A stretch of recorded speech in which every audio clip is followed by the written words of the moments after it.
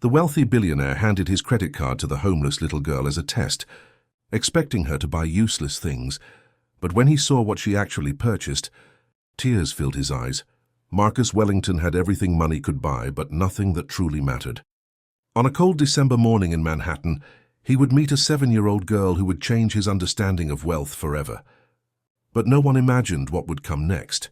The December wind cut through Manhattan's streets like a blade, but Marcus Wellington barely felt it through his custom-tailored Armani coat. At 32, he commanded a business empire worth $12 billion, yet walked these streets feeling emptier than the homeless shelters he passed without a second glance. His Bentley sat parked 2 blocks away. He'd dismissed his driver that morning, needing to walk, needing to think. The quarterly board meeting had ended with record profits, but the congratulatory handshakes felt hollow. Every success felt like another step away from the man he'd once dreamed of becoming. Marcus turned onto Fifth Avenue, his Italian leather shoes clicking against the frost-covered sidewalk. The Christmas decorations hung from every storefront, their cheerful lights a stark contrast to the darkness he felt inside. Families hurried past him, children's laughter echoing in the crisp air, reminding him of what he'd sacrificed for his empire. Near the corner of 42nd Street, something made him stop. A small figure huddled against the brick wall of a closed newsstand, so tiny he almost missed her. The little girl couldn't have been more than 7 years old, her dark skin flushed red from the cold, wrapped in a threadbare coat that had seen better decades. Grandma Lily.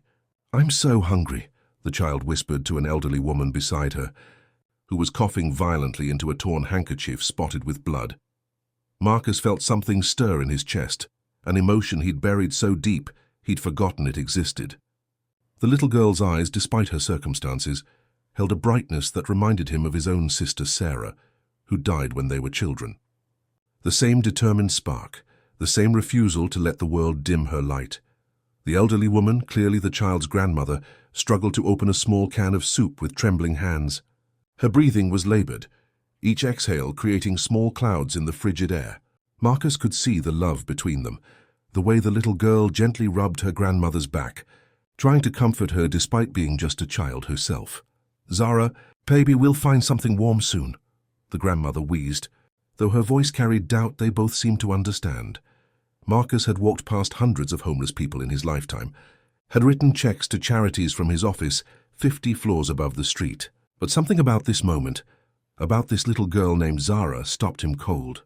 Maybe it was the way she protected her grandmother, despite being the one who needed protecting. Maybe it was how she counted 3 crumpled dollar bills over and over. As if hoping they'd multiply, an idea began forming in his mind. Crazy, impulsive, completely unlike the calculated businessman he'd become. He'd spent years wondering if anyone could resist the corruption of easy money. Here was a child with nothing. Exactly the kind of test subject his cynical nature craved. Marcus reached into his wallet and pulled out his black American Express Centurion card. No spending limit, no questions asked. His hands trembled slightly as he approached the pair. "Excuse me," he said softly, kneeling down to Zara's level. "What's your name?" The little girl looked up with wide, cautious eyes. "Zara," she whispered, instinctively moving closer to her grandmother. "Hello, Zara, I'm Marcus." He held out the black card, its weight heavier than titanium in his palm. "I want to give you something. This card can buy anything you want. Toys, candy, games, whatever makes you happy. Consider it an early Christmas present." Grandmother Lily's eyes widened in alarm. "Sir, we can't accept—" But Marcus was focused entirely on Zara, studying her reaction. Would she grab it eagerly like most adults would? Would innocence protect her from greed? Or would she prove that everyone had a price?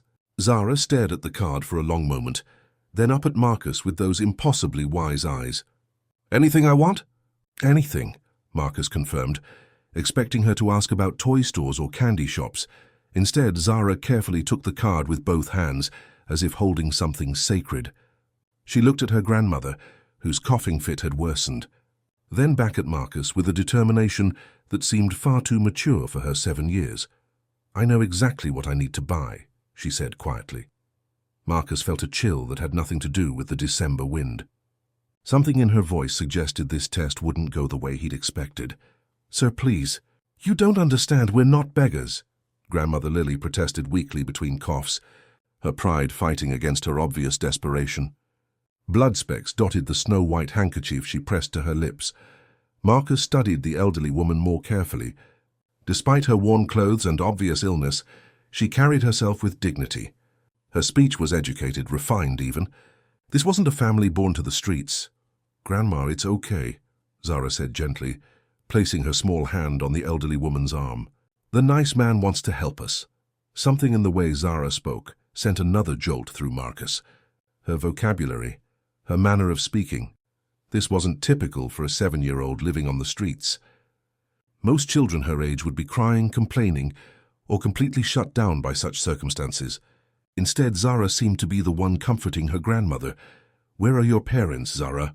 Marcus asked gently. The little girl's eyes clouded for a moment. "Mama went to heaven when I was 5. Daddy—" She paused, glancing at her grandmother. "Daddy had to go away for a while." Grandmother Lily closed her eyes, pain evident in her weathered features. Marcus recognized the careful way children spoke about difficult topics. "Divorce, abandonment, or worse. And you've been taking care of your grandmother?" Zara nodded solemnly. "Grandma Lily taught me lots of things before she got sick. She used to be a teacher, you know. She still helps me with my numbers and letters, even when it's hard for her to breathe." Marcus felt his chest tighten. A former teacher, reduced to living on the streets with her 7-year-old granddaughter. The injustice of it struck him in ways his charitable donations never had. This wasn't a statistic or a tax write-off. This was real, immediate suffering. "The shelter was full last night," Zara continued matter-of-factly. "They said we could try again today. But Grandma needs medicine first.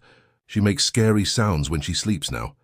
The casual way Zara spoke about their situation broke something inside Marcus. She'd normalized homelessness, hunger, and her grandmother's declining health because she had no other choice. Yet she still maintained hope, still spoke with love about the woman who was clearly everything to her. "Zara," Marcus said carefully, "if you could buy anything in the world right now, what would it be?" He expected her to say food or warm clothes or maybe a toy. Instead, she looked at her grandmother with such fierce love that Marcus had to look away. "I'd buy Grandma Lily the medicine that makes her stop coughing blood," she said without hesitation.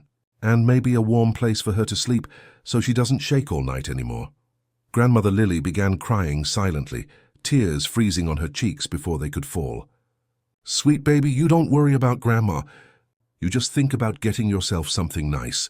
But Zara was already standing, clutching the black card with determination that would have impressed any Fortune 500 CEO. "Can this card really buy medicine, Mr. Marcus?" "Yes," he whispered, his voice thick with emotion he didn't recognize. "It can buy the best medicine in the world." "Then I know where we need to go." Zara helped her grandmother to her feet, with surprising strength for such a small child. "Grandma taught me to read all the signs around here. There's a big hospital just 6 blocks away."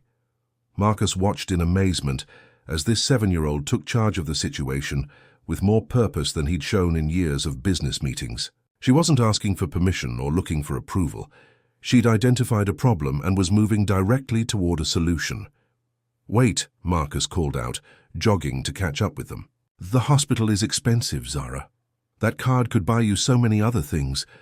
Zara stopped and looked up at him with eyes that seemed to hold decades of wisdom. "Mr. Marcus, what good are toys if Grandma Lily isn't here to play with me?" The simplicity of her logic hit him like a physical blow. In one sentence, this homeless 7-year-old had articulated something about priorities and love that he'd spent 32 years failing to understand. As they walked toward the hospital, Marcus found himself studying Zara more intently. There was something about her that didn't quite fit, an intelligence that seemed almost supernatural, a composure that defied her circumstances. Most children would be overwhelmed, frightened, or excited by the sudden appearance of unlimited money. Zara was none of those things. She was focused, determined, and completely unburdened by the greed that Marcus had expected. It was as if she'd been waiting her entire short life for exactly this opportunity. "Mr. Marcus." Zara's voice interrupted his thoughts. "Why did you give me your card?" "You don't even know us," Marcus paused, realizing he didn't have a good answer. The test he'd planned seemed suddenly cruel and small. I wanted to see what you would do with it." Zara nodded as if this made perfect sense. Grandma Lily says people do things for different reasons. Some people help because they're good inside. Some people test others because they're hurt inside. She looked up at him with those impossibly perceptive eyes. Which one are you? Marcus stopped walking entirely. This 7-year-old had just diagnosed his motivations with surgical precision. He'd given her the card to test her character, but somehow she'd turned it around and was testing his. I don't know, he admitted quietly. That's okay, Zara said, taking his hand with her free one. Grandma says not knowing is just the first step to learning something important. The sliding doors of Mount Sinai Hospital opened with a quiet whoosh, revealing a bustling lobby filled with medical professionals, worried families, and the controlled chaos of urban healthcare. Marcus had entered this same hospital many times before, usually to make donations or attend charity galas in the executive conference rooms upstairs. He'd never been on the main floor, never seen it through the eyes of someone who truly needed help. Zara walked straight to the reception desk with confidence that startled Marcus. She carefully climbed onto a chair to reach the counter, where a middle-aged nurse named Patricia looked down with surprise. "Hello, sweetie." "Are you lost?" "No, ma'am," Zara replied politely. "My Grandma Lily is very sick, and I need to buy her the best medicine you have." Patricia's expression shifted from confusion to concern as she noticed Grandmother Lily struggling to breathe nearby, supported by Marcus. "Honey, this isn't a pharmacy. This is a hospital. We need to—" "I have money," Zara interrupted, holding up the black Centurion card. "This card can buy anything. I want to buy whatever will make my grandma better." Patricia stared at the exclusive credit card, then at Marcus, clearly trying to piece together this unusual situation. "Sir, is this child— She's in charge," Marcus said quietly, surprising himself with his words. "Whatever she wants to purchase for her grandmother's care." Within minutes, they were surrounded by medical staff. A young resident named Dr. Chen was examining Grandmother Lily, while asking gentle questions about her symptoms. The elderly woman's responses painted a picture of months of declining health, nights spent in the cold, inadequate nutrition, and no access to medical care. She needs immediate chest x-rays, blood work, and likely hospitalization, Dr. Chen explained to Zara, speaking to her as seriously as he would any adult family member. Without proper treatment, her condition could become life-threatening. Zara nodded gravely, then looked up at the doctor with determination that made Marcus's chest tight. "Then we buy all of that, and whatever else she needs to get completely better." "Sweetie," Dr. Chen said gently, "hospital care is very expensive." Zara held up the black card again. "This can buy anything, right, Mr. Marcus?" Marcus nodded, unable to speak past the emotion lodged in his throat. What followed was unlike anything Marcus had ever witnessed. Zara, this 7-year-old, who should have been in 2nd grade learning multiplication tables, began making medical decisions with the focused intensity of a seasoned advocate. She asked Dr. Chen to explain every procedure, insisted on understanding each treatment option, and demanded to know which choices would give her grandmother the best chance of complete recovery. "I want the best room," Zara declared, "with windows so Grandma can see trees and birds. And I want the best doctors, not just the okay ones. And medicine that works fast even if it costs more." As the medical team sprang into action, Marcus watched in amazement. The unlimited credit card wasn't being used for toys, candy, or any of the things he'd expected. Instead, Zara was purchasing hope, healing, and time, the most precious commodities in the world. "Mr. Marcus," Zara said, tugging on his coat, "I need to buy one more thing." Marcus braced himself, wondering what this remarkable child would think of next. "I need to buy a phone call," she said seriously. "Grandma taught me to memorize important phone numbers in case of emergencies. I need to call someone." "Who do you need to call?" Zara's expression became mysterious. "Someone who's been looking for us for a very long time." The pieces of this puzzle were shifting in ways Marcus hadn't anticipated. This wasn't just a story about a homeless child and her sick grandmother. There were layers here, secrets that a 7-year-old was carefully guarding. As they waited for the medical team to complete their initial assessment, Marcus found himself studying Zara with new eyes. Her clothes were worn but clean. Her speech patterns were sophisticated. Her decision-making process was methodical and mature. Most tellingly, she seemed completely comfortable navigating complex adult situations. "Zara?" Marcus said carefully. "Where did you live before you were on the streets?" The little girl looked up at him with those wise eyes, seeming to weigh how much to reveal. "We had a nice house once. Grandma had a classroom with lots of books, and I had my own bedroom with a white dresser and pink curtains." "What happened to the house?" Zara's expression clouded. "When Grandma got sick, she couldn't teach anymore. The money stopped coming. Then the bank people came and said we had to leave." She paused, then added quietly, "Grandma said it was temporary, but it's been 8 months now." 8 months. This child had been living on the streets for 8 months, watching her grandmother slowly die while maintaining hope and dignity that humbled Marcus completely. "The phone call you need to make," Marcus pressed gently. "Is it to someone who can help you get your house back?" Zara shook her head. "Better than that." Her eyes sparkled with something that looked almost like mischief. "It's to someone who's been trying to find us, because they love us very much, but they didn't know where to look." Before Marcus could ask more questions, Dr. Chen returned with preliminary test results that made Grandmother Lily cry with relief. The chest X-ray showed pneumonia, not the lung cancer she'd feared. The blood work indicated severe malnutrition and dehydration, but nothing that couldn't be treated with proper care. "She'll need to stay here for at least a week," Dr. Chen explained. "But with proper antibiotics, nutrition, and rest, she should make a full recovery." Zara clapped her hands together, pure joy radiating from her small face. "Did you hear that, Grandma Lily? You're going to be all better." As the medical team prepared to move Grandmother Lily to a private room, the kind Marcus knew cost thousands per night, he realized something profound was happening. Zara hadn't just spent his money wisely. She'd used it to perform what could only be called a miracle. But as they walked toward the elevator, Zara's mysterious mention of the phone call echoed in his mind. Something told him that the surprises weren't over. They were just beginning. "Mr. Marcus," Zara said as the elevator doors opened, "thank you for letting me buy what Grandma really needed, instead of what you thought I wanted." Marcus stared down at her, realizing that somehow, in the span of 2 hours, this 7-year-old had completely dismantled his understanding of human nature, generosity, and what truly mattered in life. The test he designed had backfired spectacularly. Instead of testing Zara's character, she'd revealed the poverty of his own. The story gets even more incredible from here. Don't forget to like this video and tell me in the comments what you think about Zara's next move. Grandmother Lily's private room on the 7th floor overlooked Central Park, where early winter had painted the trees in stark beauty. The warm hospital air was a sharp contrast to the streets they'd left behind, and Marcus watched as color slowly returned to the elderly woman's cheeks, thanks to IV fluids and oxygen support. Zara sat beside the bed holding her grandmother's hand, but her eyes kept drifting to the phone on the bedside table. Whatever call she needed to make was clearly weighing on her mind. "The number I memorized," Zara said quietly to Marcus. "Grandma made me promise to only use it in a real emergency."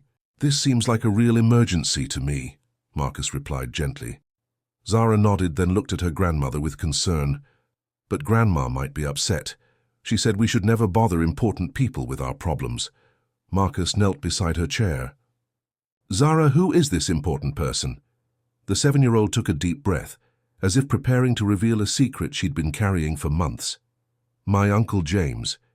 He's Grandma's son, but they had a big fight before I was born. Grandma says he became very successful and probably forgot about us." Something cold settled in Marcus's stomach. "What kind of successful, Zara?" "Grandma showed me his picture in a magazine once. She said he builds tall buildings and has lots of money, but that money changed him into someone different." Zara's voice dropped to a whisper. "She said he might not want to know us anymore because we don't fit into his fancy life." Marcus felt the world shifting beneath his feet. "Zara, what's your Uncle James's full name?" "James Wellington," she said simply. "But Grandma's last name is different because she got married. That's why he couldn't find us when things got bad." The room went silent, except for the steady beep of Grandmother Lily's heart monitor. Marcus stared at this 7-year-old child who had just revealed that she was his niece, the granddaughter of the sister he'd been searching for desperately for over a decade. His mind raced back through the years. His sister Lily had married young against their parents' wishes, taking her husband's surname of Rodriguez. When their parents died in a car crash 15 years ago, Marcus had been consumed with building, his business empire too proud and stubborn to reach out. By the time he'd tried to find her, she and her family had moved, leaving no forwarding address. He'd hired private investigators, placed ads in newspapers, even donated to schools hoping she might see his name and reach out.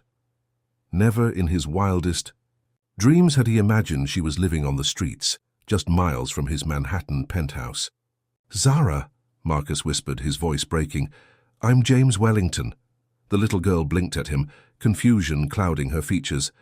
"No, you said your name was Marcus." "Marcus James Wellington," he said, tears streaming down his face. "Your grandmother is my sister. You're my niece." Zara's eyes widened as understanding dawned. She looked from Marcus to her sleeping grandmother, then back to Marcus. "You're Uncle James, the one Grandma cries about sometimes when she thinks I'm not looking." Marcus nodded, unable to speak past the emotion choking his throat. "But you gave me your credit card before you knew who I was," Zara said slowly, working through the implications with that remarkable 7-year-old logic. "You helped us when you thought we were just strangers." "Yes," Marcus managed to say. Zara studied his face for a long moment, then climbed down from her chair and wrapped her small arms around his neck. "Grandma always said you were good inside, even when you forgot how to show it." Marcus held his niece, his family, and cried harder than he had since he was a child himself. All those years of searching, of wondering, of carrying guilt about the distance that had grown between him and Lily. She'd been so close, struggling and suffering while he lived in luxury just across the city. "Why didn't she call me when things got bad?" he asked through his tears. Zara pulled back to look at him seriously.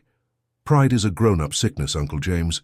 Grandma said you probably thought we didn't want to see you, and she thought you didn't want to see us. But neither of you asked the other one." The wisdom in her words struck him like lightning. This 7-year-old had diagnosed the family dysfunction that had kept them apart for over a decade with surgical precision. "She talks about you all the time," Zara continued. "She keeps a newspaper clipping about your company in her purse. She said she was proud you became successful, but sad that success made you lonely." Marcus glanced at his sister sleeping peacefully in the hospital bed, finally receiving the medical care she desperately needed. "How did you get so wise, little one?" "Grandma teaches me things," Zara said simply. "She says life is hard, but people are mostly good, and that love is the only thing that really matters. She also says that sometimes people need help remembering how to love." As if summoned by their conversation, Grandmother Lily stirred and opened her eyes. Her gaze focused on Marcus sitting beside her bed, and for a moment confusion clouded her features. "James," she whispered, her voice hoarse from the breathing treatments. "Hello, Lily," Marcus said softly. "I've been looking for you for a very long time." His sister began crying immediately, tears of relief, joy, and perhaps regret for all the lost years. I thought you wouldn't want to see us. Look at what we've become." Marcus took her hand gently. "You've become a grandmother who raised the most extraordinary child I've ever met. You've become a teacher who instilled more wisdom in 7 years than I've learned in 32. "But we have nothing," Lily protested weakly. "You have everything," Marcus corrected her, looking at Zara, who was beaming at their reunion. "You have love, wisdom, and hope. You raised a little girl who, when given unlimited money, chose to save her grandmother's life instead of buying toys. Do you understand how remarkable that is?" Lily looked at Zara with pride and amazement. "She told you she was my granddaughter?" "She told me she needed to call Uncle James," Marcus said. "She's been protecting you and planning to find me all along, hasn't she?" Zara nodded solemnly. "I memorized your phone number from the newspaper clipping.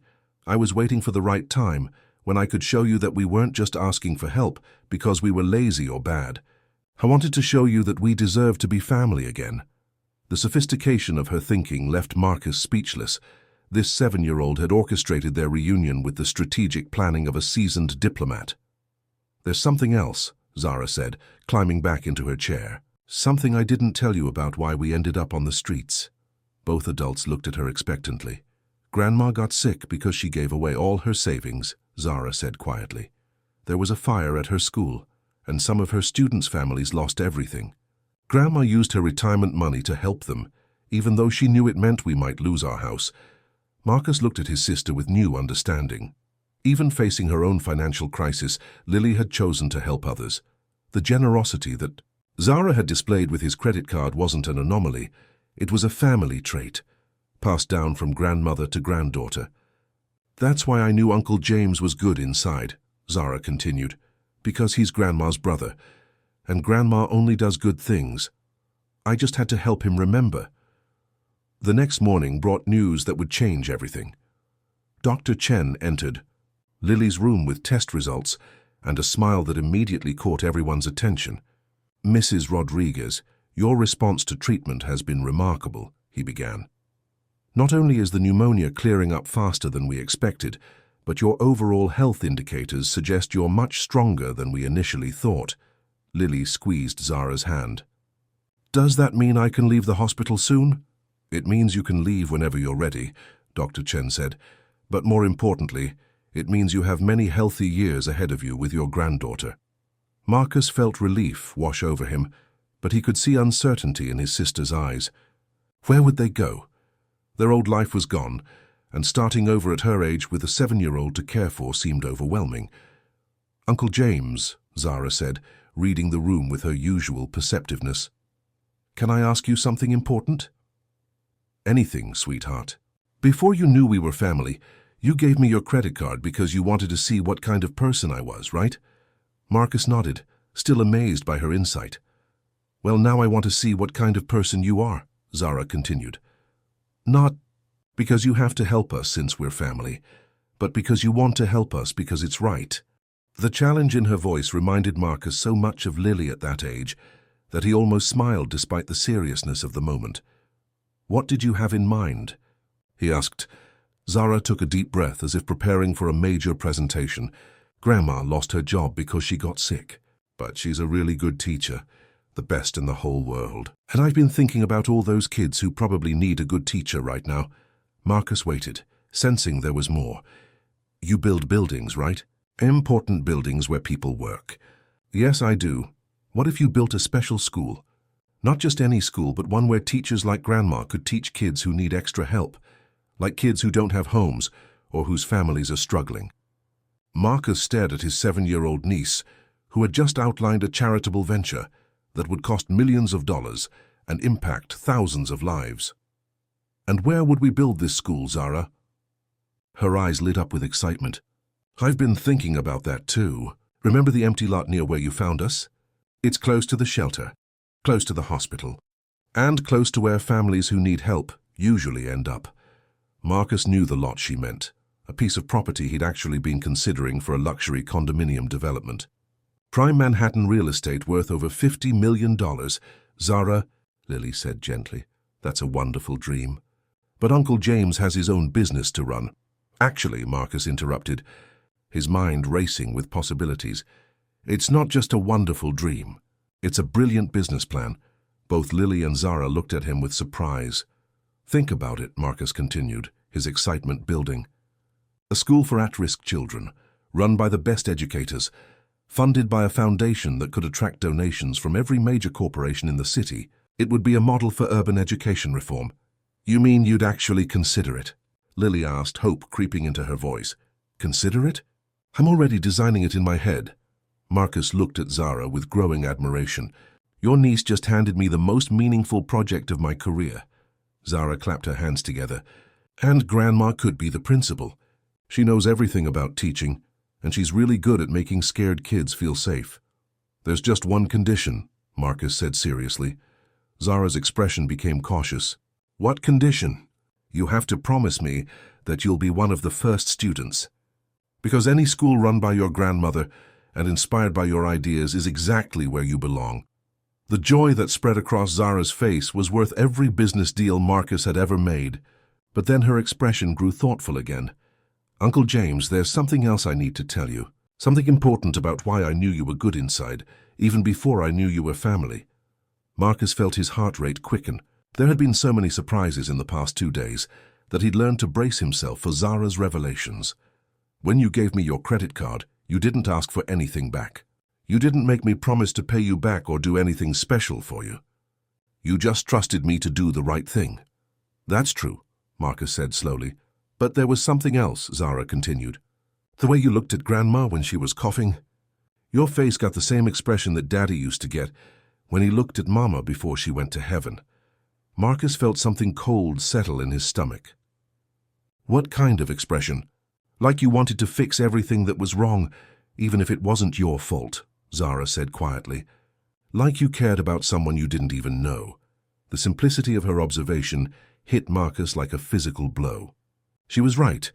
He had felt an immediate connection to both of them, long before he knew they were family. "Grandma always said that love recognizes love, even when we don't understand it yet," Zara added. "I think that's why you stopped to help us. And I think that's why I knew I could trust you with the most important thing in my whole world." Marcus looked at his sister, sleeping peacefully after days of proper medical care and nutrition, then at his remarkable niece who had somehow orchestrated a miracle of timing and faith. "Zara," he said quietly, "what do you want to be when you grow up?" She considered the question seriously, as she did everything. "I want to be like Grandma and help people learn things, but I also want to be like you and build places where good things can happen." She paused, then added with a wisdom that took his breath away, "But mostly, I want to remember that having money isn't the same as being rich. What's the difference? Rich is what we were this morning when we were all together in this room, even though yesterday we didn't have anything," Zara explained. "Money is just a tool to help you build the kind of rich you really want." Marcus realized that in the span of 48 hours, this 7-year-old had given him the education in life philosophy that Harvard Business School had somehow missed. But as he looked into Zara's wise eyes, he sensed there was still one more revelation coming, something that would complete the picture of how this extraordinary child had come to possess such remarkable wisdom and strength. "There's one more thing," Zara said, confirming his intuition. "Something about Daddy that I need to tell you. Now that we're going to be a real family again." Marcus braced himself for whatever final surprise awaited him in this journey that had already transformed his understanding of everything he thought he knew about wealth, family, and what truly mattered in life. Zara climbed down from her chair and walked to the small closet where her few possessions had been stored when they'd arrived at the hospital. From a worn backpack, she carefully withdrew a sealed envelope, yellow with age and obviously precious to her. "Daddy gave me this before he went away," she said solemnly, holding the envelope with both hands. "He made me promise to only open it if something happened to Grandma, and I needed to find family who could take care of me." Marcus felt his throat tighten. "Zara, what happened to your father?" "He's in the military," she said simply. "He got deployed to a dangerous place when I was 6. He said he might not be able to come back right away, so he wanted to make sure I knew how to find the people who loved me if I ever needed help." She held out the envelope to Marcus. "I think now is the right time to open it." With trembling hands, Marcus took the envelope. His name was written on the front in careful handwriting, along with the words, "For my daughter Zara, when she finds her Uncle James." Inside was a letter and a photograph. The photo showed a young man in military uniform standing next to Lily, both of them smiling as they held a tiny baby girl. On the back, someone had written, "Sergeant David Rodriguez, Lily Rodriguez and baby Zara, the day Uncle James became family." Marcus's vision blurred as he read the letter. "Dear James, if Zara is giving you this letter, it means something has happened to Lily and me, and our little girl needs you. I know you and Lily haven't spoken in years, and I know there's pride and hurt on both sides. But I also know that Lily talks about you constantly, and that she loves you more than her own pride. Zara is the most special child I've ever known. She's wise beyond her years, kind beyond measure, and strong enough to survive anything. Lily has taught her that education is the most important gift anyone can receive, and I've taught her that protecting the people you love is the most important job anyone can have. She knows about you. James, she knows about your success, your business, and your generous heart that Lily sees even when you've forgotten it yourself. I've made sure she memorized your phone number and address, not because I expect you to take care of her, but because I believe that when you meet her, you'll understand what Lily and I have known all along. That family isn't about money or success or pride. It's about love. and love is what makes people rich in the ways that matter. Zara has been preparing for this moment her whole life.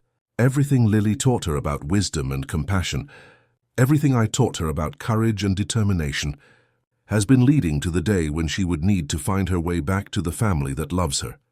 Trust her judgment. James. She sees people's hearts more clearly than most adults ever will, and know that regardless of what happened between you and Lily in the past, you have always been loved and missed and hoped for. Take care of our little girl. She'll take care of you too.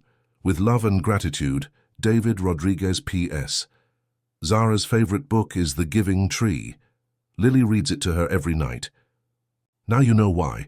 Marcus set the letter down with shaking hands. Looking at Zara through tears he no longer tried to hide. How long have you known that your father wrote this letter? Since I was 6, Zara said matter-of-factly. Daddy wanted me to understand that finding you wasn't about asking for help, because we were desperate. It was about bringing family back together, because that's what makes people truly happy. And you've been planning this reunion for over a year. Zara nodded. I knew that if I could show you who we really were inside, you'd remember who you were inside too. Daddy said that sometimes good people forget how to be happy, but they never forget how to love. Marcus looked at his sister, who had awakened during the reading of the letter, and was crying silently as she listened to her granddaughter's explanation. So, when I gave you my credit card, Marcus said slowly, working through the implications, you weren't just making a decision about how to spend money. You were making a decision about how to reveal your character. And yours too, Zara said with a small smile. I needed to know if you were the kind of person who would trust a little girl to do the right thing even when it cost a lot of money. And if I had taken the card back when I saw how much you were spending, then I would have known you weren't ready to be family yet, Zara said simply.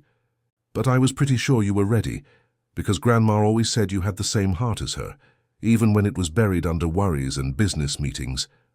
Marcus felt a laugh bubble up through his tears. You orchestrated this entire reunion, didn't you?